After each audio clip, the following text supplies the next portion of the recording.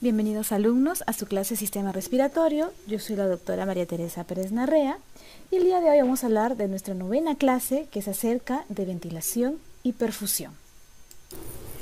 Para empezar este tema de ventilación-perfusión es necesario hablar sobre la circulación pulmonar o el flujo sanguíneo pulmonar. Como ustedes ya saben, en nuestro organismo, en nuestro sistema cardiovascular, está dividido en dos grandes circuitos. El que viene en la parte superior es el circuito pulmonar, ¿no? Y el de abajo el circuito sistémico. El circuito sistémico inicia en el ventrículo izquierdo, sale como sangre oxigenada a través de la arteria aorta, oxigena todos los tejidos, regresa como sangre desoxigenada a través de las venas para desembocar en la aurícula derecha. Aquí acaba, se cierra un gran circuito que es el circuito sistémico. Empezamos con el circuito pulmonar, que es el que tenemos que estudiar ahora. El circuito pulmonar inicia en el ventrículo derecho, sale la sangre desoxigenada como arteria pulmonar hacia los pulmones para oxigenarse y regresa como como sangre oxigenada a través de las venas, de las 4 venas pulmonares, hacia la aurícula izquierda. La circulación pulmonar, la que lleva pues sangre venosa al pulmón para oxigenarse, es análoga a lo que sucede en la circulación sistémica, debido a que en la circulación sistémica, si ustedes ven, la misma cantidad de sangre que está saliendo por el ventrículo izquierdo, que vendría a ser el gasto cardíaco, es la misma que va a salir a través del ventrículo derecho. ¿Okay? El mismo gasto cardíaco, toda la sangre del corazón que salió por el lado izquierdo, igual va a salir por el lado derecho. Por lo tanto, esta circulación que ven acá, la pulmonar, no es una circulación regional, como sucede con otros órganos, ¿no? Como el riñón, como el hígado, no sé, pues el cerebro, en el cual una parte del gasto cardíaco es el que va a llegar a esos órganos. Acá no, acá es todo el gasto cardíaco va a salir de mi corazón derecho hacia los pulmones. Por lo tanto, si la resistencia pulmonar de los vasos cambia, va a tener repercusión e implicancia en el ventrículo derecho. ¿Sí? Si aumenta acá la resistencia, algo va a tener que afectar en el ventrículo derecho. Al igual que sucede si aumentase la resistencia sistémica periférica, ¿no? La resistencia que es de las arteriolas sistémicas, estas van a alterar definitivamente algo o va a repercutir en el ventrículo izquierdo. Entonces es lo mismo, ¿ya? Solo que tiene ciertas diferencias que las vamos a ver en un momento. La circulación en el pulmón tiene doble circulación. Es un órgano que es irrigado por dos vasos diferentes. La gran cantidad de sangre que va a llegar al pulmón es a través de la circulación pulmonar, que es esta de acá, ¿no? La arteria pulmonar. El otro pequeña porción de sangre que llega al pulmón es a través de la circulación bronquial. La circulación pulmonar tiene unas características. Uno es que es un sistema de flujo alto, tiene presión y resistencia baja y tiene gran distensibilidad. Si ustedes se acuerdan, ¿no es cierto?, de la ley de Ohm, sabemos que el gasto es igual a la diferencia de presiones sobre resistencia. En este caso, la circulación pulmonar maneja el mismo volumen que la circulación sistémica. Entonces, por lo tanto, deberían tener las mismas presiones. Si manejas el mismo gasto, deberías tener la misma presión y deberías tener la misma resistencia. Y esto no sucede. ¿Por qué? Porque la circulación pulmonar tiene una característica en la pared de los vasos, es su gran distensibilidad. Ellos tienen una estructura vascular algo diferente que la estructura que ustedes conocen, que se cumple a nivel sistémico. La resistencia a nivel pulmonar es 1/10 de la resistencia pulmonar total. Es decir, si yo tenía 10 de unidades de resistencia, ejemplo, ojo, 10 de unidades de resistencia a nivel sistémico, en el pulmón tendré 1 unidad de resistencia a nivel pulmonar. Y esta resistencia se va a distribuir a lo largo de todos los vasos que hay en el sistema pulmonar. 1/3 de esa resistencia se encontrará en la arteria, 1/3 en el capilar, estamos hablando en esta zona, y aproximadamente 1/3 a nivel de la vena. Pero ¿cómo salió eso de que es 1/10 de la resistencia pulmonar? Vamos a comprobarlo. Y acá he puesto un ejemplo para poder comprobarles que es así, ¿no? Que la resistencia a nivel pulmonar aproximadamente es 1/10. Ustedes saben, como les dije anteriormente, el gasto cardíaco es igual a la diferencia de presiones, aquí le falta el triangulito adelante, que significa diferencial, sobre la resistencia. Esta ley se cumple tanto en el circuito sistémico como en el circuito pulmonar. Entonces, si yo sé que la Q, que es el gasto cardíaco, es el mismo tanto arriba como abajo, hablando de circuitos, lo puedo poner igual, ¿no? Presión sistémica sobre resistencia sistémica, que vendría a ser esta parte, es igual a la presión en el pulmón sobre la resistencia pulmonar. Estoy igualando los Q, o sea, los gastos cardíacos. Si son lo mismo, esto también lo puedo igualar. Entonces vamos a ponerle los valores. ¿Cuál es la presión sistémica? La diferencial. Como les digo, acá le falta el triangulito. Entonces, si más o menos es 100, acá puse 93, ¿no? Pero bueno, pongámosle 100 de presión arterial media.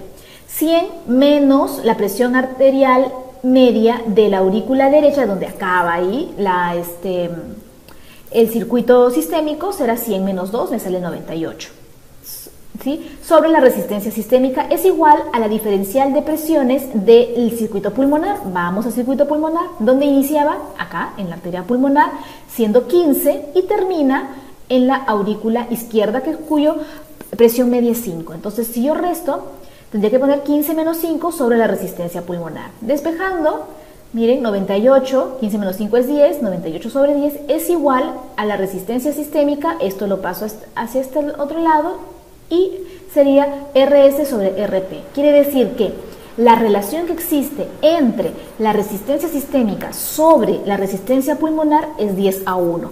O al contrario, ¿no? La resistencia pulmonar es 1/10 de la resistencia sistémica. ¿Ya? Entonces eso es importante porque es una característica que es propia de esta parte del circuito que tenemos en nuestro sistema cardiovascular. Esta gran distensibilidad que tienen los vasos, que es lo que caracteriza y gracias a ello tenemos esa resistencia baja, es gracias a que las arterias pulmonares, que son estas que ven acá, y sus ramas son de paredes muy delgadas que la aorta y que por lo tanto tienen una mayor compliance. ¿Se acuerdan que por hemodinámica la aorta tenía una compliance muy disminuida, ¿no? Muy pequeña? En cambio acá esta arteria, que es la que sale del ventrículo derecho, tiene una compliance bastante grande, elevada. Las arterias pulmonares aparte son mucho más cortas, a diferencia de la aorta y de los vasos que salen del ventrículo izquierdo, que están pues en serie y son bastante largos y contienen menos tejido elástico en la pared de los vasos de la arteria pulmonar y a su vez también menos músculo liso. Entonces, las arterias primero entonces son más delgadas, tienen menor cantidad de músculo, tienen menor cantidad de elástico, más distensibles, y las arteriolas son más delgadas, contienen músculo liso en menor cantidad, por lo tanto la vasoconstricción que hagan no es tan efectiva o no es tan potente como si lo hacen las arteriolas a nivel sistémico. ¿Se acuerdan que a nivel sistémico quien manejaba la presión arterial eran las arteriolas por su gran cantidad de músculo liso? En el pulmón no sucede eso. Si bien es cierto, tienen músculo liso en su pared, no se constriñen tanto como lo haría una arteriola sistémica.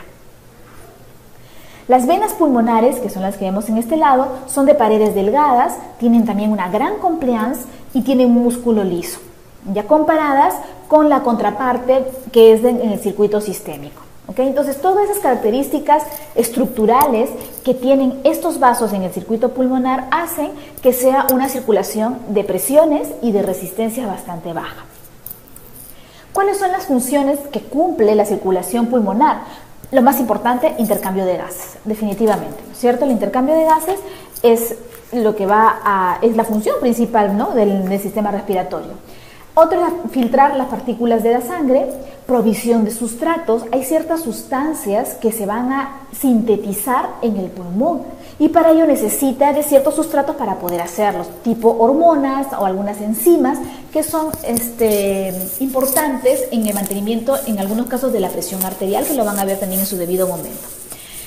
También una de las funciones es transportar células y sustancias no celulares para la defensa. Entonces ahí llevan pues los linfocitos, cargan con las inmunoglobulinas que forman parte de la defensa celular y la defensa humoral. Aparte, la circulación pulmonar al ser de gran distensibilidad, de una compliance muy elevada, sirve como reservorio de sangre. En el adulto, el volumen de sangre que contiene la circulación pulmonar es de aproximadamente 500 mililitros.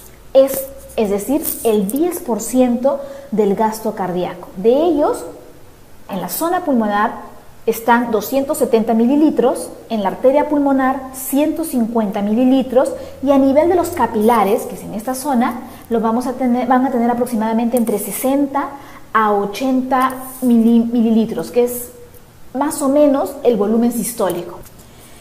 Este volumen no es constante, se va a modificar durante la respiración. Y eso también creo que lo han visto ya un poco en el sistema cardiovascular. En una inspiración profunda, el retorno venoso aumenta y en la expiración el retorno venoso disminuye.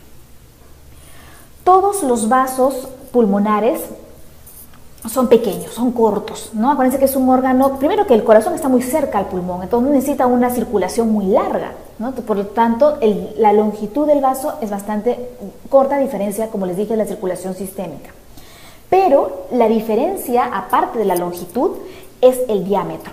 El diámetro en los vasos pulmonares son mucho más grandes que los de la circulación sistémica, ¿no? Y como les dije, son mucho más distensibles y mucho más finos. Eso hace que pueda almacenar una gran cantidad de sangre dentro de esta circulación. Las arterias, que son esta zona de acá del circuito pulmonar, es de lejos la mayor fuente de sangre que hay en el pulmón. Como sabemos, llevan sangre desoxigenada que sale del ventrículo derecho, ya transcurren paralelos, eso sí, van paralelo a la bifurcación del árbol traqueal. Por eso cuando vean una lámina, si ven un bronquio, ¿no? Ahí al costado hay un vaso, esa es una arteria pulmonar, porque siempre van a estar paralelos, a diferencia de la circulación de la parte venosa, ¿no? Generalmente las venas no transcurren paralelas a las vías aéreas de conducción. Los capilares pulmonares que ustedes ven acá forman una gran malla alrededor de los alvéolos. Es una malla densa, con gran cantidad de capilares que están acompañando, ¿no?, al alvéolo para que se haga pues la difusión de gases. Una vez que llega la sangre al capilar, el eritrocito tiene que oxigenarse. La velocidad con que transcurre el glóbulo rojo para pasar o para terminar de pasar por un alvéolo es de aproximadamente 40 centímetros por segundo. Si lo ponemos por cada glóbulo rojo, necesitaría entonces 0.7 o 0.8 segundos para atravesar todo el capilar, siempre y cuando el paciente esté en reposo. Cuando uno hace ejercicio, la velocidad aumenta y ahí el glóbulo rojo solamente utiliza o necesita o tiene tiempo para oxigenarse, se oxigena solamente en 0.3 segundos. ¿Ven qué rápido el tiempo para poder oxigenarse el glóbulo rojo? Después el glóbulo rojo transcurre por las venas, una vez que ya se oxigenó, pasó por los capilares. Acuérdense que para pasar para oxigenarse a través de un alvéolo, el glóbulo rojo en reposo lo hace en 0.7 o aproximadamente 0.8 segundos. Sale como vena pulmonar y se va al corazón izquierdo para poder ser expulsado por la aorta. Entonces, esto que ven acá, lo primero es la circulación pulmonar. Tenemos aquí las arterias pulmonares, miren cómo transcurren cada una al costado de su bronquio o vía aérea y terminan como venas pulmonares hacia la aurícula izquierda. Yo les dije que tenía circulación doble el pulmón. Y esa circulación doble lo dan las arterias bronquiales. Vamos a esta imagen. Esto es lo que hemos hablado al inicio, ¿no? Arteria pulmonar, miren, sangre desoxigenada, llega hasta el alvéolo o bronquiolo respiratorio, porque ahí también ya hay alvéolos, y se oxigena, miren cómo pasa de una sangre desoxigenada que está en color azul, pasa a ser una sangre oxigenada que es en color rojo y termina yéndose a través de la vena pulmonar. Hasta acá, correcto, ¿no es cierto? Eso todos lo sabíamos. Pero el pulmón necesita nutrirse de oxígeno, definitivamente, si no, ¿cómo funcionan estas células? Y lo hace a través de una circulación que es la arteria bronquial. La arteria bronquial es una arteria que es rama de la aorta y que lleva sangre oxigenada, como ven acá, color rojo, hacia el pulmón para nutrirlo. Esta sangre que viene en la arteria pulmonar es una sangre desoxigenada, o sea, en realidad es una sangre que no tiene mucha cantidad de oxígeno, ¿no? Sirve para oxigenar, lleva esa sangre para oxigenarla, pero esta de acá ya viene con sangre oxigenada porque es la que va finalmente a nutrir a mis células. ¿Qué células? Todo mi árbol bronquial hasta aproximadamente el bronquiolo terminal. ¿Y quién nutre entonces al bronquiolo respiratorio y al alveolo? Él se nutre por difusión. Acuérdense que allí, en el bronquiolo respiratorio y en el alveolo, ya hay intercambio gaseoso. Y ese oxígeno que está llegando lo utiliza la célula para poder suplir sus necesidades metabólicas. Entonces, esta arteria bronquial que nutre al bronquiolo y a los bronquios llega, descarga su oxígeno y se convierte en vena, como cualquier arteria que nutre a un tejido. Y al convertirse en vena, o sea, en sangre desoxigenada, miren cómo es que se une a dónde. Hace un cortocircuito o un shunt y se une a la vena pulmonar. ¿Se dan cuenta? Aquí se mezclan los gases. Por lo tanto, en esta zona ya como vena pulmonar ya va a haber una presión parcial arterial de oxígeno mucho menor que la que había antes de que suceda este shunt, o sea, en esta zona, por ejemplo. Ya por eso es que cae la presión arterial de oxígeno después de, obviamente esta sangre va a ir, esta vena va a ir al corazón y bueno, y es donde sacamos el AGA, ¿no? Ojo que esta mezcla o shunt fisiológico es muy pequeña, ¿no? No todas las arterias bronquiales y las venas que posteriormente todas las arterias que posteriormente se van a convertir en vena, drenan en la vena pulmonar. No todas, solo es una pequeña porción que va a drenarse en la vena pulmonar. La mayor cantidad de las venas bronquiales drenan en los ácigos y en los hemiácigos, que son venas finalmente que van a drenar en el corazón derecho. ¿Ya? Por eso es que el shunt es muy pequeño, solamente es un 2% de toda la sangre oxigenada. El otro shunt que existe, aparte de las venas de las arterias bronquiales, es aquellos vasitos que drenan directamente en la aurícula y el ventrículo izquierdo, que son las venas tebesianas. Las venas tebesianas, ellas drenan directamente, penetran el miocardio del corazón y drenan en la cámara izquierda. Otra de las características que lo hace diferente y especial al sistema respiratorio es la regulación del flujo sanguíneo. El principal factor que regula el flujo sanguíneo pulmonar es la presión alveolar de oxígeno. Por si acaso acá debe decir O2, ¿ya? Presión alveolar de oxígeno. Cuando la presión alveolar de oxígeno es de más de 70 milímetros de mercurio, o sea, 80, 90, 100, que es lo que estamos respirando nosotros, nuestros vasos se encuentran relajados, ¿ya? Y hace una difusión tranquila, ¿no? Como debe ser. Cuando la presión alveolar de oxígeno cae a menos de 70 milímetros de mercurio, hay una vasoconstricción refleja, diferente a lo que sucede en la circulación sistémica. En la circulación sistémica produce todo lo contrario, ¿no? Si se disminuye, por ejemplo, la presión arterial de oxígeno en un órgano, lo que hace el vaso es vasodilatarse para poder dejar que llegue más sangre, ¿no? Y poder brindar ese poco oxígeno al menos que queda, pero en mayor cantidad con el aumento del flujo. Pero acá no, al pulmón él dice no, me llega menos oxígeno, lo que hago es cerrar mis vasos. ¿Para qué cierro los vasos? Vean acá. Yo cierro el vaso para que este alveolo, que está mal ventilado, porque acá hay una presión alveolar de oxígeno bastante baja, redirija la sangre hacia otro alveolo que esté bien ventilado. O sea, a él, lo que dice el pulmón, o sea, su lógica es, si tengo un alveolo que viene menos oxígeno, lo que hago entonces es, ¿para qué utilizo ese alveolo? Mejor mando mi sangre hacia otro alveolo que esté bien oxigenado y así yo pueda tener una difusión de oxígeno normal. Entonces, tiene sentido, ¿no? Entonces, lo que hace el pulmón es vasoconstriñir esos vasos que tienen un alveolo mal ventilado o con una presión alveolar de oxígeno menor de 70 milímetros de mercurio. ¿Cómo funciona? ¿Cuál es el mecanismo por el cual se llega a cerrar el vaso? No se sabe muy bien. Aparentemente la misma presión disminuida de oxígeno estimula a las células endoteliales para que se despolaricen. Al despolarizarse, le eliminan, sacan más calcio, y como ustedes saben, el calcio es una molécula que importante para la contracción. Entonces, este calcio estimula la contracción muscular y cierra el vaso. Ya, ese es uno de los factores o de las causas, ¿no? Por el cual aparentemente es la fisiopatología de esta vasoconstricción. Otro factor que también se le ha encontrado como causante de esta vasoconstricción es el óxido nítrico. Ustedes saben que el óxido nítrico es una sustancia que se produce en el endotelio gracias a un aminoácido como base que es la L-arginina. Con la óxido nítrico sintetasa se forma el óxido nítrico que produce vasodilatación.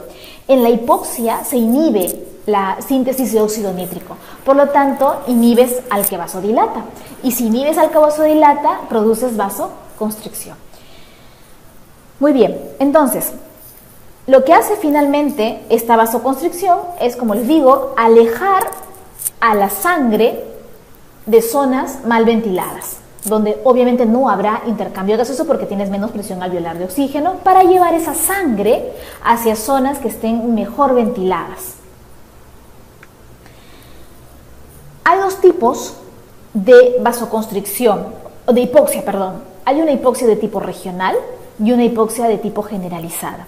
La hipoxia regional, como su nombre lo dice, es aquella hipoxia que solo es de una parte, de una zona, de una región del pulmón, no es todo el pulmón. Entonces, esa pequeña porción de pulmón, o puede ser no tan pequeña también, se vasoconstriñe, ¿no? Las arterias, y toda esa sangre que debía irse a esa zona se redirige a las zonas que están bien ventiladas. Es una forma de defenderse y evitar de que haya menos cantidad de oxígeno en sangre. ¿Qué pasa en una hipoxia generalizada? Vamos a suponer que todo el pulmón y por lo tanto a todos los alvéolos le llega menos presión de oxígeno. ¿Dónde puede pasar eso? En la altura, por ejemplo, ¿no? Subes y hay menos presión alveolar de oxígeno. Entonces puede suceder que hay una gran vasoconstricción y totalmente se cierran los vasos de todo el sistema pulmonar y pueden producir incluso edema pulmonar. No se olviden entonces que hay dos tipos de hipoxia, la regional y la hipoxia generalizada.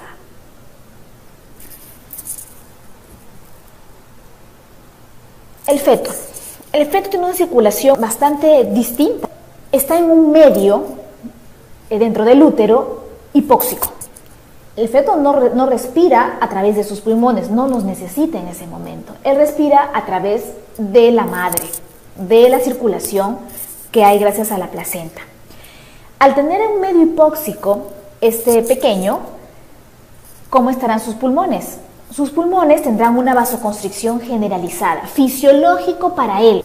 Esa vasoconstricción, que es global, sí, en el feto, hace que tenga una resistencia vascular pulmonar alta, como sucedería en un adulto también, ¿no? En un adulto, si tú tienes una hipoxia generalizada, hay vasoconstricción y por lo tanto la resistencia vascular pulmonar aumenta. Eso es patológico en un adulto. En el feto es fisiológico para él.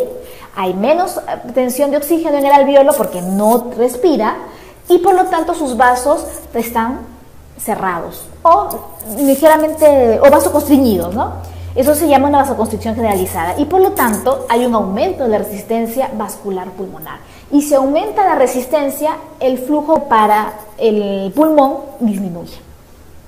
Al nacer, el feto, o sea, ya al ser un recién nacido, respira, tiene su primera respiración, sus pulmones y sus alvéolos se abren, ingresa oxígeno y genera una presión de 100 milímetros de mercurio dentro, ¿no es cierto?, del alvéolo, suficiente para que ese oxígeno que está llegando al alvéolo produzca vasodilatación. Y por lo tanto, la resistencia vascular pulmonar tendrá que disminuir y el gasto o el flujo pulmonar, se restablezca y sea mayor a cuando lo tenía cuando estaba intraútero. ¿Ok? Entonces, no se olviden, tenemos la hipoxia que produce vasoconstricción en una persona adulta, esto es patológico, genera vasoconstricción, aumento de la resistencia vascular pulmonar, ¿no? Y redirige la sangre hacia otras zonas, siempre y cuando sea una hipoxia regional. Si es una hipoxia general, en realidad todos los vasos se van a cerrar y va a producir una resistencia vascular pulmonar elevada. En el feto, que es fisiológico para él, tiene hipoxia y tiene una vasoconstricción generalizada que termina cuando el feto nace, cuando se convierte ya en recién nacido e ingresa el oxígeno hacia los alvéolos. Existen otros agentes, como dice acá, o cambios físicos que pueden regular el flujo sanguíneo pulmonar. La presión alveolar, vamos a hablar de acá, ¿se acuerdan? Es vasodilatador, ¿no? Mientras más oxígeno tengas dentro del alveolo, tus vasos van a estar dilatados y relajados. Mientras menos oxígeno tengas, entonces tus vasos van a hacer vasoconstricción. Igual la presión alveolar de CO2 disminuida produce dilatación y lo contrario, constrictor. El pH tiene que ver con la presión de CO2, ¿no? Entonces iría de la misma manera. Existen otras sustancias que se pueden producir en el endotelio de los vasos, que son las prostaglandinas, por ejemplo. Las prostaglandinas, que es la prostaciclina, la I2, es un potente vasodilatador. En cambio, un vasoconstrictor es el tromboxano A2. Estas sustancias tipo tromboxano A2 es vasoconstrictor, pero potentísimo, y se producen en los macrófagos, que hay, sabemos, en el pulmón, en los leucocitos, ¿no? Glóbulos blancos, y en las células endoteliales. El tromboxano es vasoconstrictor tanto para arterias como para venas. La prostaciclina también es un vasodilatador y se produce en las células endoteliales. Existen también otros fármacos, otras sustancias como son los leucotrienos, creo que acá no está. Pero los leucotrienos son sustancias que producen vasoconstricción de la vía aérea, ¿okay? No estoy hablando del vaso sanguíneo, sino de la vía aérea. Otras sustancias que tienen influencia en la resistencia vascular son los beta-adrenérgicos agonistas. Esto lo que hace es vasodilatar. En cambio, los adrenérgicos son vasoconstrictores, alfa-adrenérgicos. Bueno, tenemos otras sustancias como la bradiquinina, la teofilina, la acetilcolina y el óxido nítrico, que es el que hablamos anteriormente, son vasodilatadores, y constrictores son la serotonina y la angiotensina 2, que es una sustancia que se produce en el pulmón gracias a un estímulo que viene del riñón, que lo vamos a ver también en su debido momento. El pulmón tiene también su microcirculación. ¿Qué cosa es microcirculación? Es la circulación de los vasos más pequeños del sistema vascular. Los vasos más pequeños son los capilares, como ustedes ya saben. Entonces, hablemos ahora de qué pasa en los capilares pulmonares.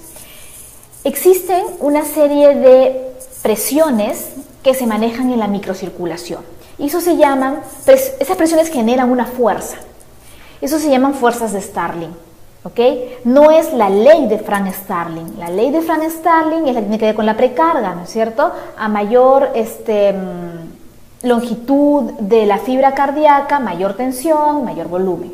Ya, esto no tiene que ver con eso. Esto es otro tema. ¿Okay? Eso tiene que ver con presiones. Existen dos presiones a nivel de la microcirculación: la presión hidrostática y la presión osmótica. La presión hidrostática es la presión que ejerce el agua, que está dentro del capilar, sería presión hidrostática intravascular, y también hay presión hidrostática en el intersticio. Entonces hay dos presiones. Una es dentro del vaso, dentro del capilar, y otra es en el intersticio. La presión osmótica u oncótica es la que ejercen las proteínas. ¿Hay proteínas dentro del capilar? Por supuesto, y eso genera una presión, se llama presión oncótica. ¿Hay proteínas fuera del capilar, o sea, en el intersticio? También, y eso se llama también presión osmótica intersticial. ¿Cómo funcionan estas presiones? La presión hidrostática positiva, como ven acá más, quiere decir que tú tienes una presión de más 7 milímetros de mercurio, vamos a suponer, dentro del vaso sanguíneo. Esta presión genera una fuerza de salida de líquido, se llama presión de filtración. Cuando es positiva, el agua tiende a salir y por lo tanto se filtra el agua, va del intra al extravascular. La presión oncótica, miren acá, es negativa. Las proteínas no salen del vascular, son grandes moléculas y peor, no salen. Entonces ellas generan una presión, jalan agua.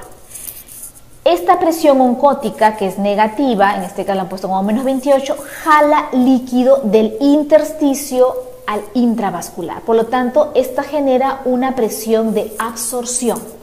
Una filtra, o sea, bota agua, y otra reabsorbe agua para mantener el equilibrio. En el intersticio también sucede lo mismo. Miren, acá la presión de filtración es menos 8.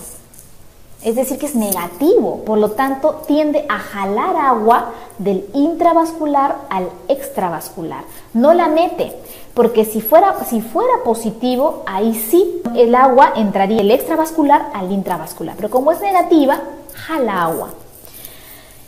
Y la oncótica o la osmótica es esta, que es menos 14, miren, es negativo, por lo tanto tiende a jalar agua también del intravascular al intersticial. Entonces, sumemos todas estas fuerzas.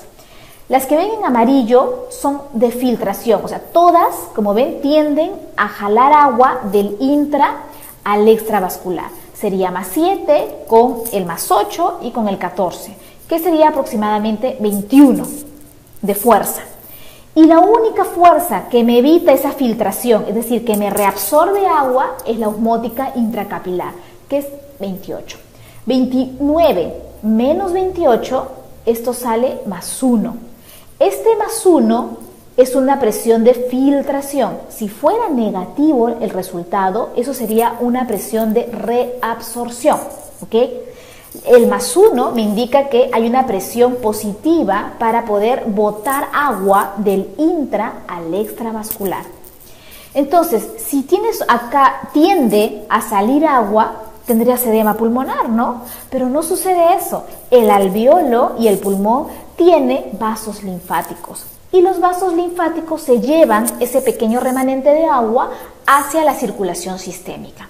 O si no, el alveolo, vean acá, es una pared, tiene una pared muy delgada el alveolo, bien delgada, porque ustedes saben que mientras más delgado sea la barrera, por ley de Fick, el volumen de gas es mayor, ¿no? Entonces, el alveolo, al ser tan delgado, puede evaporar el agua y se puede ir también por evaporación. Este también es un tipo de protección que tiene el pulmón para evitar el edema, si es que hay una sobrecarga de agua. En reposo, ¿no? Y fisiológicamente hay una presión neta de filtración de aproximadamente más 1, que ese 1 que genera salida de agua se reabsorbe por vía linfática o bien por evaporación a través del alveolo, y obviamente esto sale por la vía aérea.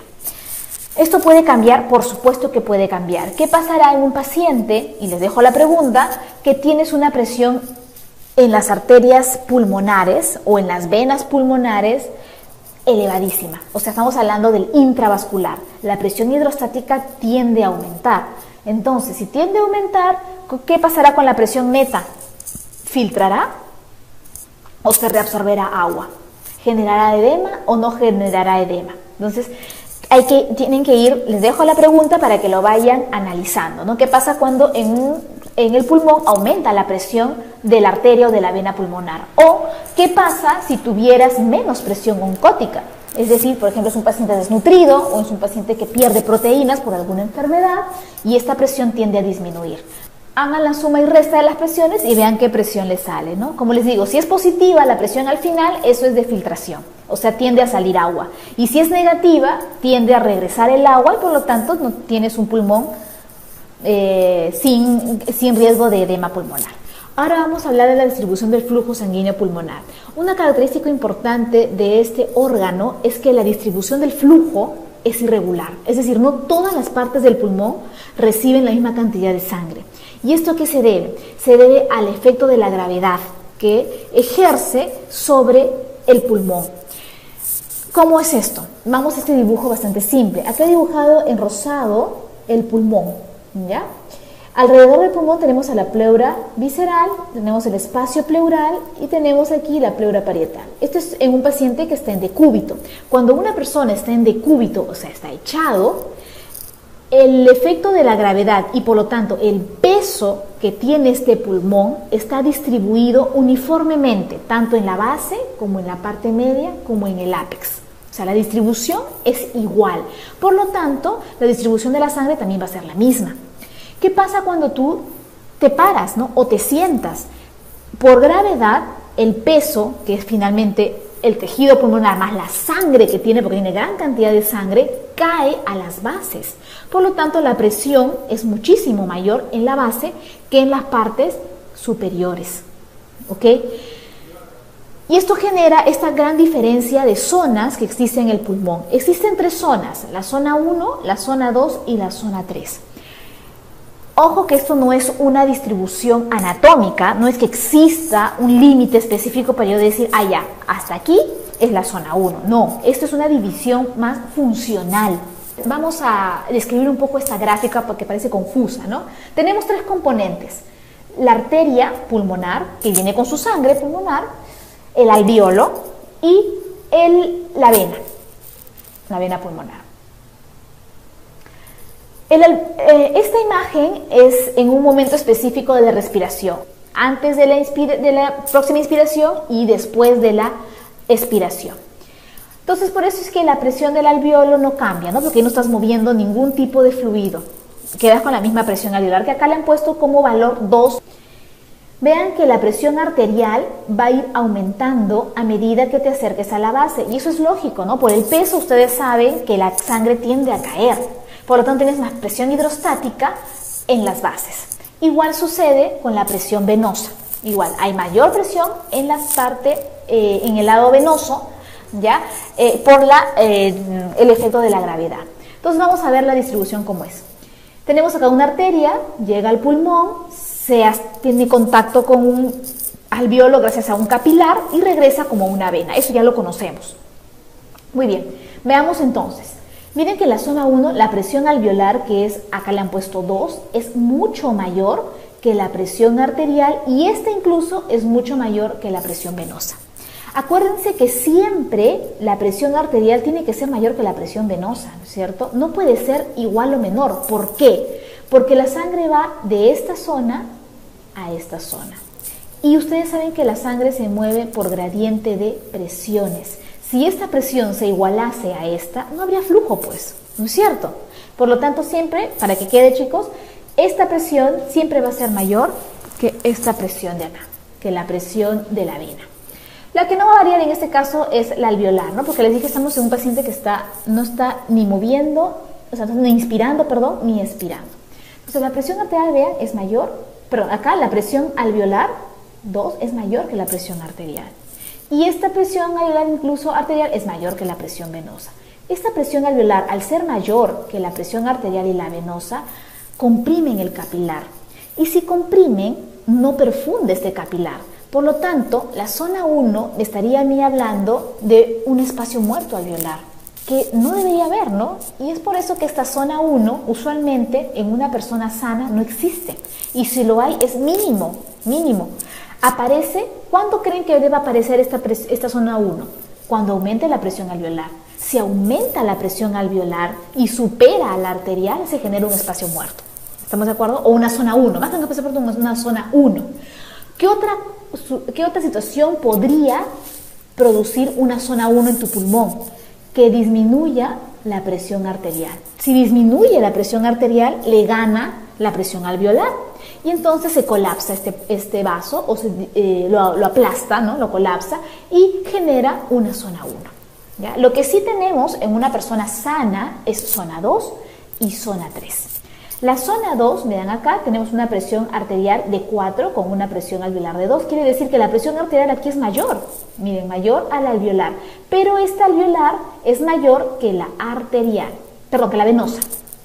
Entonces acá tenemos primero la presión arterial va a ser mayor que la alveolar y esta a su vez es mayor que la venosa.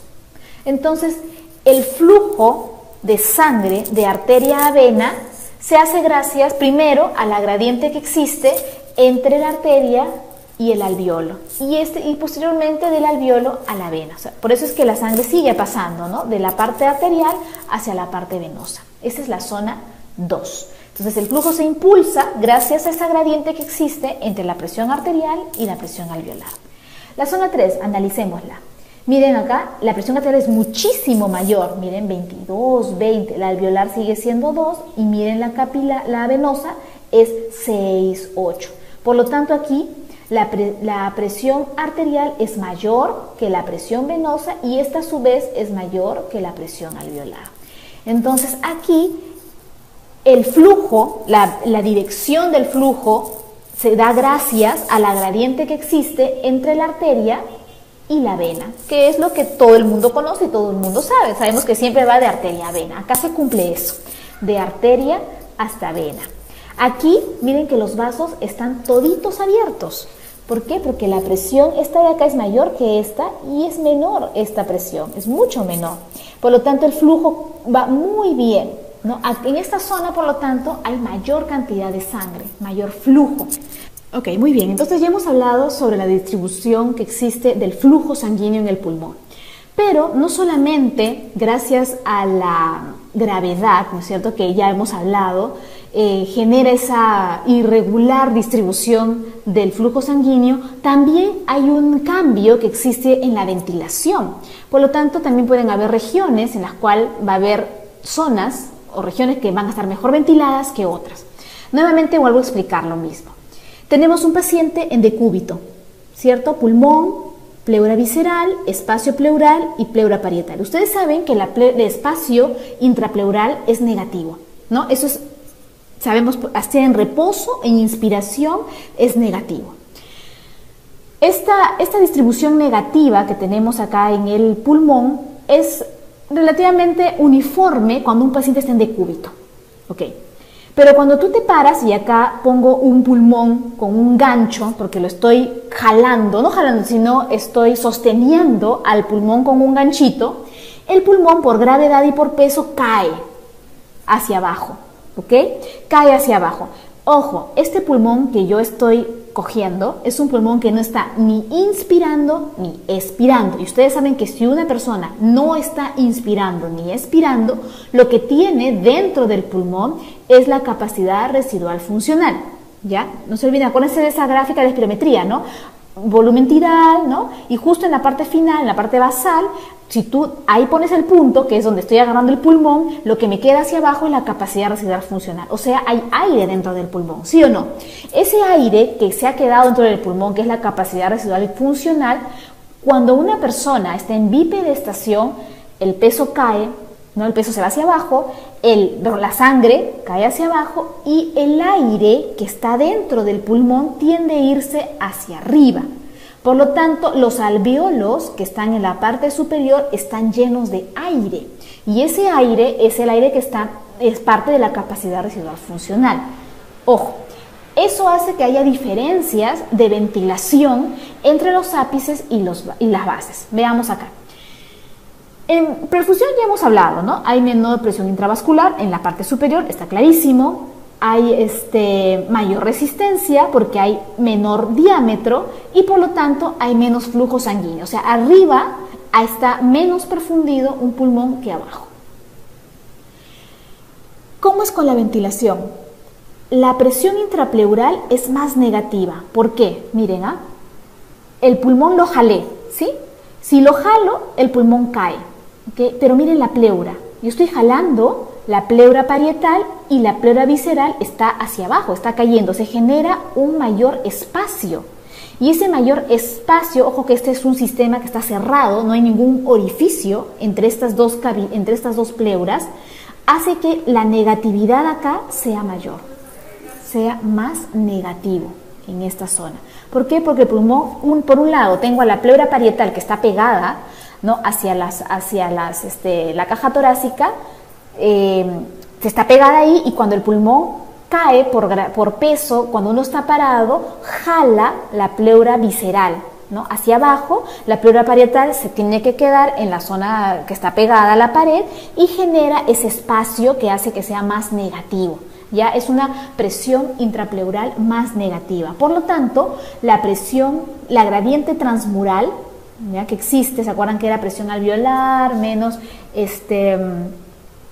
presión alveolar menos presión parietal es muchísimo mayor, los alvéolos son más grandes, porque tienes aquí que está jalando la parietal y está jalando el peso hacia abajo. Entonces eso hace que el alvéolo se distienda, sea mucho más grande. Y si es más grande y está lleno de aire, tiene una compliance menor, porque ya está lleno de aire. Ese alvéolo grande está ocupado por aire. Tú para meter más aire tienes que ponerle más presión.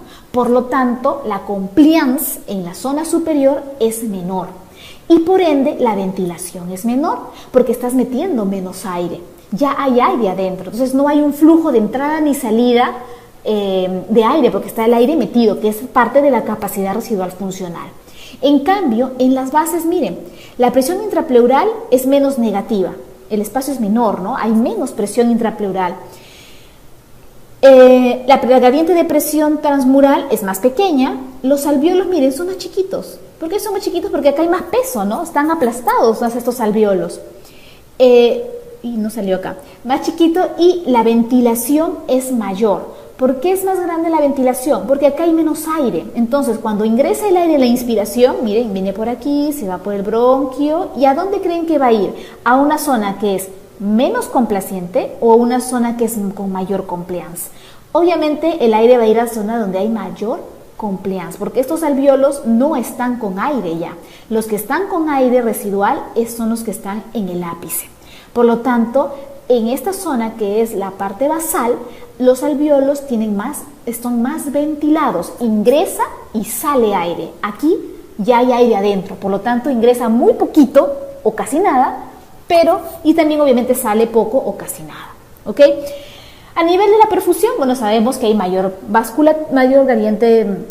presión hidrostática, hay mayor flujo, hay menos resistencia porque los vasos son más grandes, entonces el diámetro es mayor y eso genera una resistencia menor.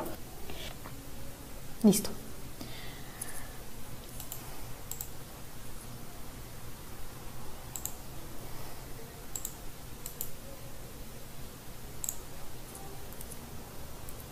Muy bien, entonces ya hemos hablado los cambios que existen, o las zonas en realidad, ¿no?, que existen tanto en la perfusión del pulmón como en la ventilación. O sea que sabemos que en el pulmón no es igual hablar del ápice que de la base en cuanto a ventilación y perfusión. Y para eso están estas tres zonas. Muy bien, esto es un resumen de todos estos cuadros o de todas estas características que tiene el pulmón. Si tenemos entonces por un lado la ventilación y tenemos por otro lado la perfusión, podemos hacer una relación entre ventilación y perfusión, que es lo que llamamos la relación BQ. Esta relación BQ, y nuevamente les digo, lo normal en la relación BQ, ¿cuánto debe ser? 0.8. Y otra vez aparece ese bendito número que es el 0.8. Lo hemos visto ya en ¿dónde? En el cociente de respiración, que es 0.8 o puede ser 1. Lo hemos visto entre BF1 y CBF, que es 0.8. Y ahora lo vamos a ver en la relación BQ, que debe ser lo normal, 0.8. ¿Y de dónde sale este BQ? Si una cosa es ventilación y otra cosa es la perfusión, la ventilación me está hablando de la respiración, ¿no es cierto?, que es aproximadamente 4 litros por minuto. Y en la perfusión, como estamos hablando de pulmón, hablamos del gasto cardíaco, porque lo mismo que sale del corazón izquierdo llega al pulmón. Y ese gasto cardíaco sabemos que es 5 litros por minuto. Entonces, 4 entre 5, ¿cuánto debe ser? 0.8. El flujo sanguíneo sabemos que variaba en el ápice en relación a la base. En el ápice era la menor cantidad de sangre llegaba al ápice, pero llegaba una muy buena cantidad de sangre en la base. O sea, el flujo aquí es muchísimo más alto que en el ápice. Si en el ápice es como 1, miren que el flujo aquí es como 10. La diferencia es enorme entre el ápice y la base. En la ventilación alveolar, miren cómo en la zona 1 es la ventilación más baja. Si bien es cierto, los alvéolos están más grandes porque hay una presión intrapleural más negativa, este alvéolo está lleno ya de aire. Entonces, cuando viene una inspiración, no encuentra lugar ese aire nuevo para ingresar a este alvéolo. Por lo tanto, la ventilación es menor. A diferencia de la base, miren, es un poco más, es mayor. ¿Por qué? Porque ahí hay una los alvéolos no están llenos de aire. Entonces el aire cuando ingresa en la inspiración va a ingresar a esa zona y por lo tanto va a haber ventilación alveolar.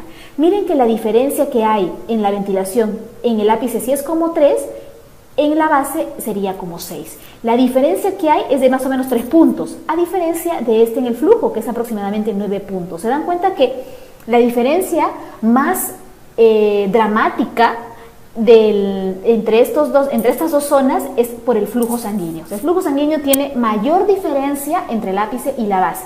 Ojo, estos números que yo he puesto no es que sean así, ¿eh? Esto es un ejemplo nada más para que podamos entender el BQ, por qué sale así. Miren el BQ. El BQ entonces es la relación que existe entre la ventilación y el flujo sanguíneo. Si yo divido la ventilación, que en este caso yo le he puesto el valor de 3, entre el Q, que es 1, el BQ va a ser 3.0. Es un número entero, es alto. Miren abajo, en la base, miren, la ventilación es 6 y el Q es 10. 6 sobre 10 es 0.6, es el más bajo de todos. ¿Okay? Por eso es que es diferente la relación BQ, a pesar de que los dos, miren, acá arriba es bajo y acá arriba los dos son altos. Pero ¿cuál es la diferencia? Este es muchísimo más alto que este. Por eso es que el BQ me sale muy bajo. ¿Qué hay con la presión arterial de oxígeno? Miren, es la más alta, 130 milímetros de mercurio, y la más baja de CO2. Ahorita explico por qué. Esta es la más baja, 89 milímetros de mercurio y 42 milímetros de mercurio. Ojo que estamos hablando de las zonas. Cuando hablo de zonas hablo de específicas partes, ¿no? La zona 1 ya les dije que es una zona que usualmente no la tenemos, ya solamente aumenta en estados patológicos. La que tenemos es la zona 2 y la zona 3. La zona 2 tendría igual flujo sanguíneo, la ventilación es igual, el BQ tiende a ser 0.8 a 1, ¿no? Y la presión arterial y CO2 es la que ustedes conocen usualmente en el análisis de AGA. Ahora, ¿por qué en la zona 1 yo tengo mayor presión arterial de oxígeno a diferencia de la zona 3? Y les pongo el ejemplo de este. Acá tenemos, hagan la idea, que en la zona 1, ¿se acuerdan que era un pulmón que tenía alvéolos grandes, pero tenía poco flujo sanguíneo? Un pequeño vasito está pasando por ahí, medio colapsado, pero pasa algo de sangre. Tú ingresas oxígeno, ¿okay? Y este oxígeno, miren, tiene que irse a un solo capilar. Se va aquí, sumas este y sumas este. Entonces, por eso esta cantidad de oxígeno es muchísimo mayor, porque está sumando el oxígeno que está entrando de este alvéolo, de este y este alvéolo. En cambio, el CO2 que venía de la sangre venosa, es un volumen X, se tiene que distribuir en todos estos 3 alvéolos. Se va a este alvéolo, otra molécula será este alvéolo y a este alvéolo. Por lo tanto, ya en la zona arterial tienes menos CO2 porque se ha difundido a 3 alvéolos. Esto es un ejemplo. Por lo tanto, el análisis en la arteria será de una gran cantidad de oxígeno, pero un poquito CO2. Gran cantidad porque viene de la suma de 3 alvéolos. Y menos CO2 porque se ha redistribuido este CO2 en 3 alvéolos. Veamos en la base. En la base es al revés. En la base hay más flujo sanguíneo y son alvéolos más pequeños, ¿ya? Entonces tienes más sangre alrededor de un alvéolo.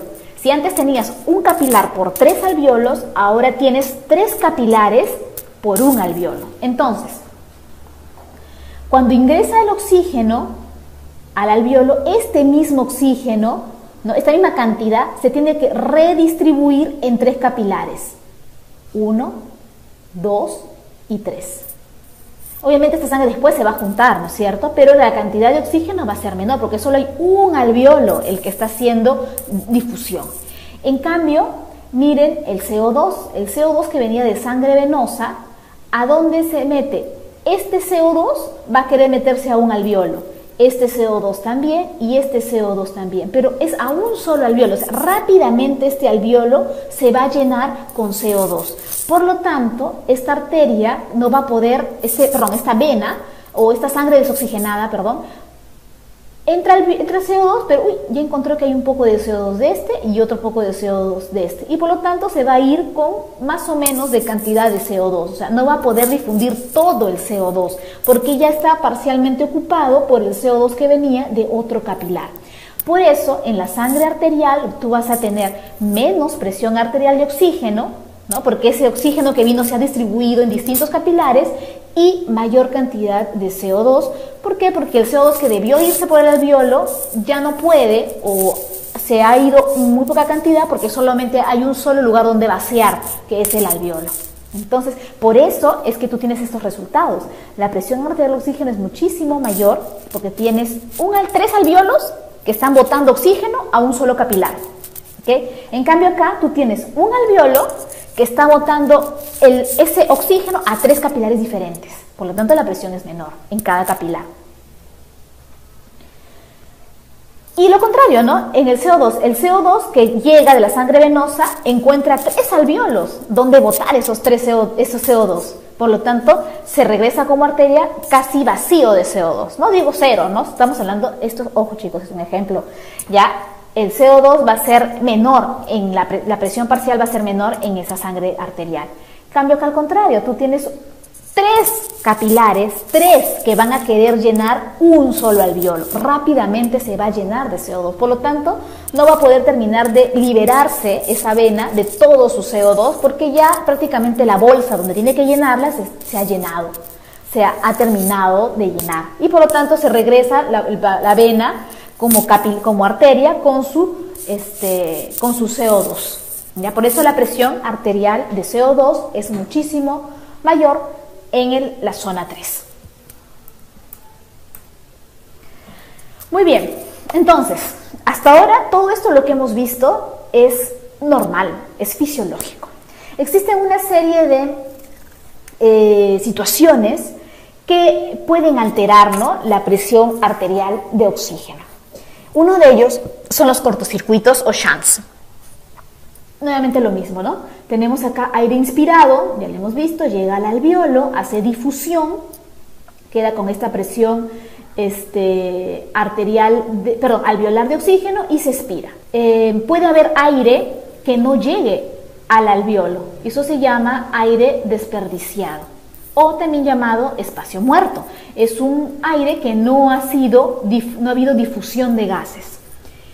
Lo contrario, tenemos una vena que llega, o una sangre desoxigenada que llega y tiene que oxigenarse y salir como arteria.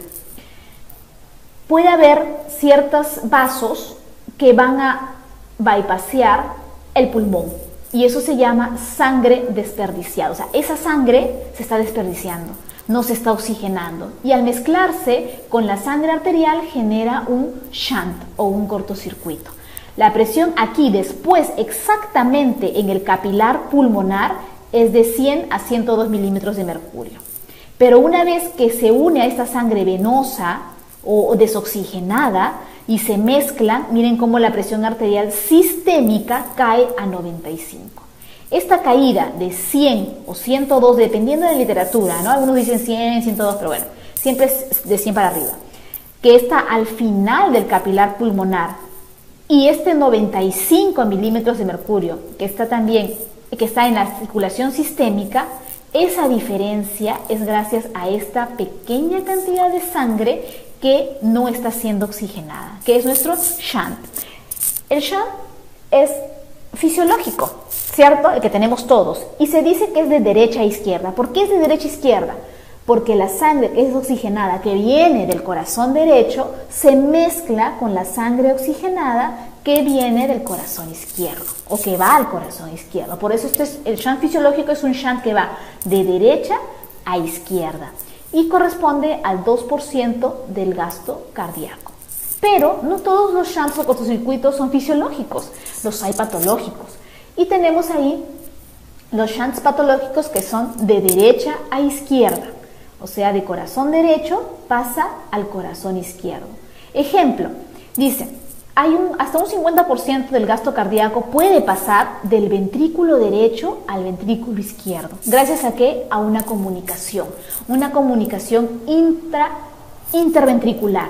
Por lo tanto, si pasa sangre desoxigenada del ventrículo derecho, o sea, que no ha llegado todavía al pulmón y pasa al ventrículo izquierdo, lista para salir por la aorta, es decir, va a hacer que la presión arterial de oxígeno caiga, porque se está mezclando sangre con una presión de oxígeno de 40 con una que viene del pulmón con una presión de 100.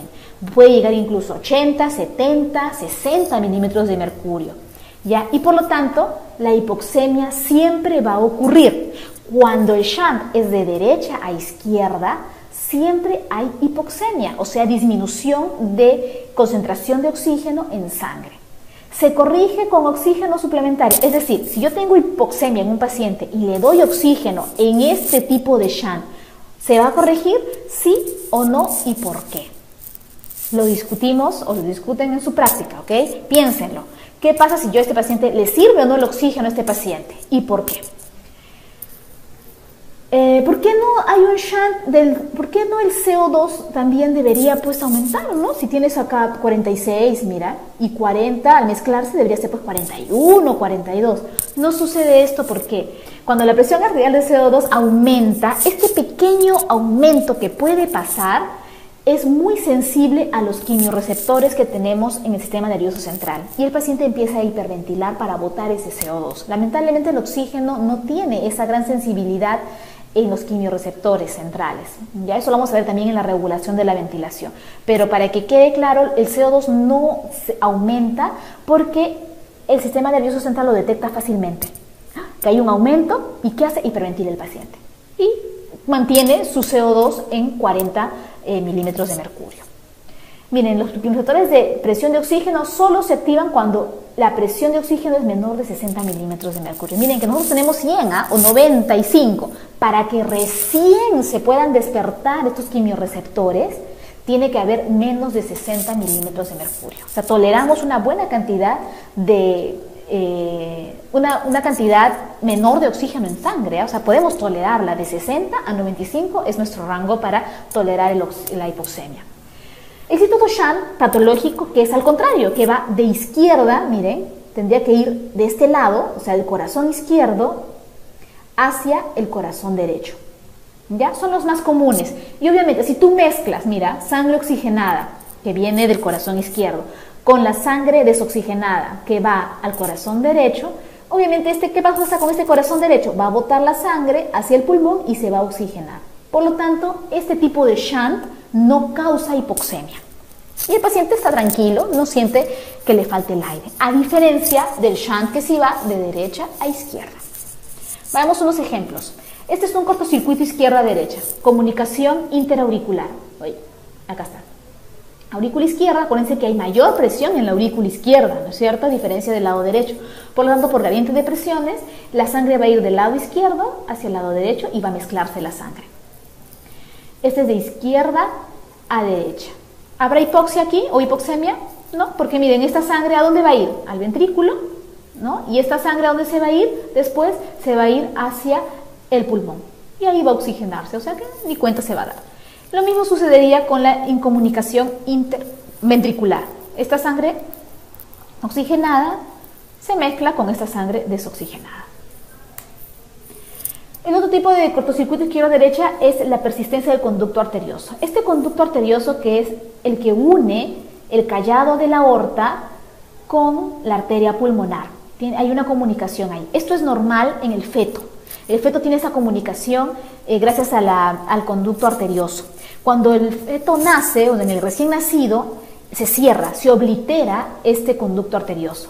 ¿Ya? Entonces ya no debería pasar la sangre de la aorta hacia la arteria pulmonar. Si es que no se cierra esta comunicación, miren, ustedes saben que la presión de la aorta es muchísimo mayor que la de la arteria pulmonar. Por lo tanto, por gradiente de presiones, la sangre arterial se va a mezclar con la sangre venosa, ¿no? O la sangre desoxigenada. Pero esta obviamente tampoco va a causar hipoxemia porque esta sangre ¿a dónde va? Al pulmón y se va a volver a oxigenar, ¿ok? Pues, existen una serie de alteraciones que pueden producir cambios en la relación BQ. Vamos a hablar de 3 ejemplos, ¿ya? Esta es una imagen que, bueno, todos ya conocen. Esto es una vía aérea que termina en un alveolo y este alveolo tiene que estar perfundido por una arteria pulmonar que lleva sangre desoxigenada y se convierte posteriormente en la vena pulmonar que termina llevando sangre oxigenada. ¿Qué puede pasar, por ejemplo, cuando no tenemos un flujo sanguíneo inadecuado? O sea, el alveolo está bien ventilado, pero el flujo sanguíneo es nulo. Eso genera un espacio muerto, en este caso un espacio muerto alveolar. En la número 3 vemos acá un problema de difusión de la barrera. Está bien ventilado este alveolo, también está perfundido. El problema es que la barrera de difusión está alterada. Ustedes saben que por ley de Fick, el grosor o la distancia que tiene que pasar el oxígeno para llegar al capilar, que obviamente tiene que ver con la barrera hematoaire, si esta está engrosada, llena, no sé, de fibrosis, de colágeno o tiene agua, entonces el volumen de difusión va a ser muchísimo menor y eso genera una disminución de la presión arterial de oxígeno, ¿no? Generando hipoxemia. Más que la relación BQ alterada, porque está bien ventilado y está bien perfundido, el problema es la difusión del gas. Acá hay un problema en la barrera hematoaire que genera hipoxemia, ¿ok? El otro tipo de alteración, alteración de tipo BQ, es cuando es un alveolo mal ventilado, pero bien perfundido. Y esto se llama cortocircuito o shunt, ¿no? En este caso es patológico. Este es un shunt que podría ser fisiológico, como el de las arterias bronquiales, ¿no? o las tebesianas si estuviéramos en el corazón. Entonces vamos a ver cómo es que se alteran esta relación, ¿no? en cada uno de los casos, sobre todo en la número 2 y en la número 4, porque en la 3 no hay un problema no es un defecto BQ, el problema aquí es la barrera hematoaire.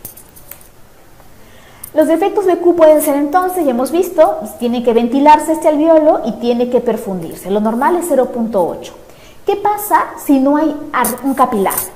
Entonces tienes un BX, ¿no? Vamos a poner como 1 y tienes un Q 0. 1 entre 0, eso es el infinito. Cuando el BQ tiende al infinito, estamos hablando de un espacio muerto. Ojo, cuando yo hablo de estos ejemplos, estoy hablando solamente de este alveolo, o sea, del que está patológico, porque difícil, o puede ser, ¿no? Pero muy raro que todos los vasos estuvieran completamente cerrados, a menos que tengas, no sé, una obstrucción total de la arteria pulmonar. Ahí sí tendrías un BQ al infinito. Pero generalmente es una rama de la arteria pulmonar la que pueda estar obstruida, ¿ya? Pero cuando hablamos de acá de infinito, estamos hablando de esta parte nada más, ¿no? De este sector afectado. Un BQ elevado, ¿qué significa? Tenemos un alveolo bien ventilado, pero un flujo sanguíneo disminuido, no ausente, disminuido. Cuando la presión arterial disminuye o disminuye el flujo sanguíneo en el pulmón, el BQ se altera, se hace mayor. Un BQ bajo, lo contrario, tienes un alveolo mal ventilado, no 100%, ¿ya? Y un flujo sanguíneo puede ser hasta elevado y eso genera un BQ bajo, ¿no? Pues tienes arriba, el numerador es menor que el denominador. Esto es sobre todo por un problema de la ventilación, ¿no? Un alveolo pobremente ventilado. Y el cortocircuito shunt es aquel en que simplemente no hay un alveolo. El alveolo está totalmente obstruido. Acá podrá estar parcialmente, pero aquí está totalmente obstruido, por lo tanto toda la sangre que es desoxigenada pasa al lado arterial como sangre también desoxigenada, ¿no? Entonces se mezcla, hay una mezcla de sangre. ¿Cómo sería entonces? Miren, en uno normal el BQ es 0.8, perfecto. La presión alveolar de oxígeno es 100, como todos sabemos. La presión alveolar de CO2 es 40. La arterial sigue siendo 100, acuérdense que tiene que equilibrarse en el lado arterial. Y la presión arterial de CO2 40. Esto es lo normal, lo que todos tenemos. Los efectos del BQ. Cuando se obstruye una vía aérea, okay, vamos a suponer un objeto extraño, ¿ya? Hay un cortocircuito. Toda la sangre venosa desoxigenada pasa a ser siempre sangre desoxigenada. La relación BQ es 0, ¿no? Porque tienes B encima, o sea, el numerador es 0 y el Q es 1, vamos a suponer. 0 entre 1 es igual a 0. Entonces, cuando el BQ es 0, tienen que pensar que esto es un shunt o cortocircuito. ¿Cómo estará la presión alveolar de oxígeno? Obviamente va a estar en cero, ¿no? Porque no está llegando aire. ¿Cómo estará la presión alveolar de CO2? También no hay. ¿Cómo estará? No hay difusión de gases. ¿Cómo estará la presión arterial de oxígeno? Si acá hay 40 normalmente en la parte desoxigenada y no hay difusión, se irá igual como 40, pues. Por lo tanto, la presión arterial de oxígeno baja. ¿Cómo estará la presión arterial de CO2? Igual, si acá venía 47 o 46 en la presión venosa, en la sangre desoxigenada, pasará igual como sangre desoxigenada con la misma presión, que será 46 milímetros de mercurio. Vamos a ver un émbolo en una arteria, en un capilar, como quieran. Eso genera un espacio muerto.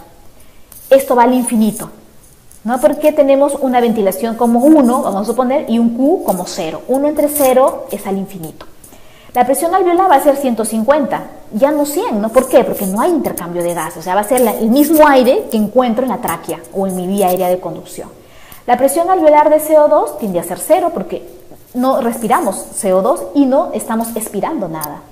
La presión arterial de oxígeno, obviamente si está totalmente cerrado, ¿qué presión vamos a encontrar acá? Nada. Igual la presión arterial de CO2. ¿Ok? Entonces, no se olviden de estos ejemplos de relación BQ. Ahora, una forma de poder estudiar las relaciones de BQ y sobre todo las causas de BQ es la gradiente alveolo-arterial. La gradiente alveolo-arterial es aquella gradiente que existe entre la presión alveolar, que es esta de acá, sabemos que es 100 milímetros de mercurio, que obviamente esta presión alveolar es igual a la presión que existe en la arteria, ¿no es cierto? Porque se tiene que equilibrar, se equilibran de alveolo hasta arteria. Llega a ser 100 milímetros de mercurio.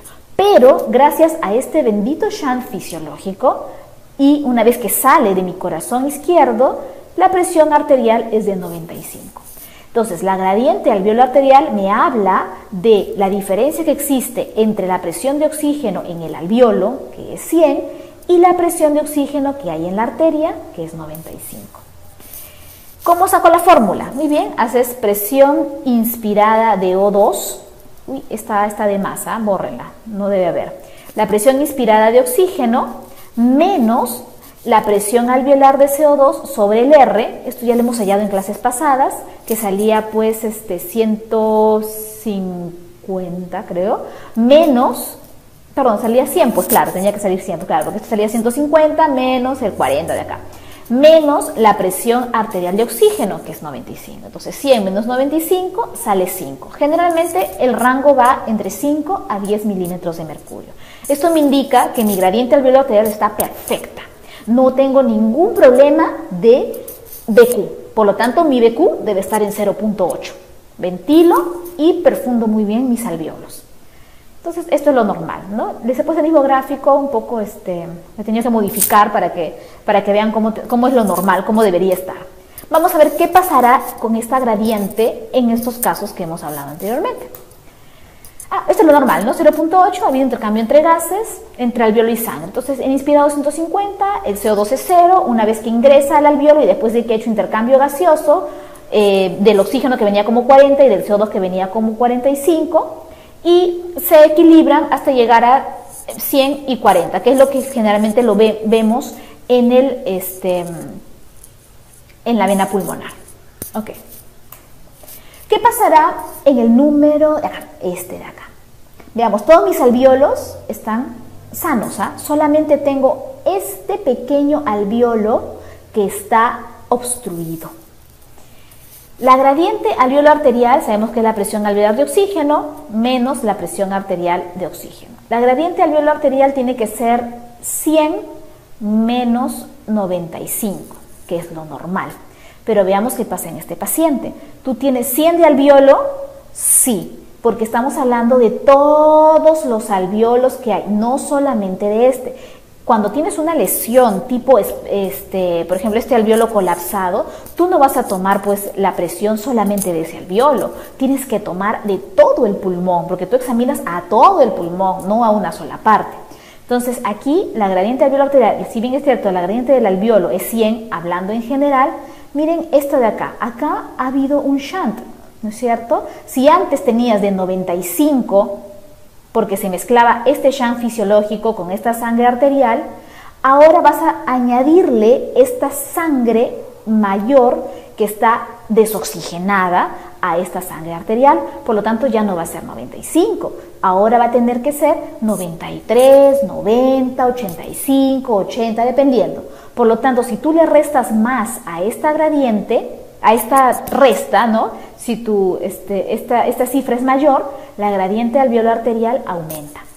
¿Se dan cuenta? Ya no será 95, como les digo, entonces tendrá que ser 100 menos 80, vamos a suponer. Por lo tanto, saldría 20. Y ustedes saben que el valor normal es de 5 a 10. Entonces, en un defecto BQ, la gradiente alveolar arterial aumenta. El otro ejemplo, este de acá. Vamos a suponer que es un paciente que tiene un émbolo en esta arteria pulmonar. Entonces, ¿cómo será la presión alveolar de oxígeno? 100, ¿no es cierto? 100, acá también está bien ventilado y está bien ventilado. Pero, si se dan cuenta, aquí ya no va a haber difusión de gas. Por lo tanto, esta sangre que va a tener que salir de este alveolo va a ser 0, ¿sí? Va a haber menos sangre oxigenada, que va a añadirse a esta sangre que sí está oxigenada. Entonces, mi gradiente alveolar arterial va a ser menor. Voy a tener menos oxígeno que ha llegado a la sangre gracias a que hay un vaso obstruido. Entonces, la gradiente alveolar arterial va a estar aumentada. Y por último, tenemos este de acá, que es el de la difusión. Acá no hay un BQ alterado, ojo. Acá el problema es que, miren, llega el aire ingresa muy bien, tiene una presión alveolar de 100, pero no ha habido difusión porque la barrera está gruesa.